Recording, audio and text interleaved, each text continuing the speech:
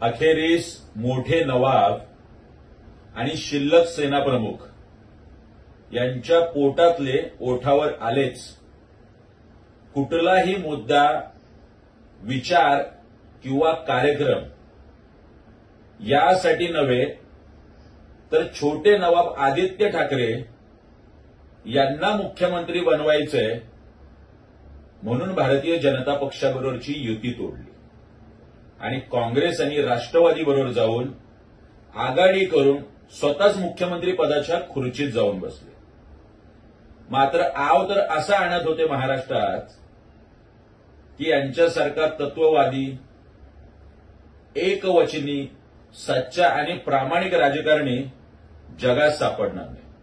मात्र आजच्या मुलाखतीतून यांचा अजेंडा महाराष्ट्राला कळलाच असेल. यांच्या भूलथापांना न बळी पडता आणि या नकली ठाकरेंना आता घरीच बसवण्याची वेळ महाराष्ट्राने आणावी म्हणजे झालं.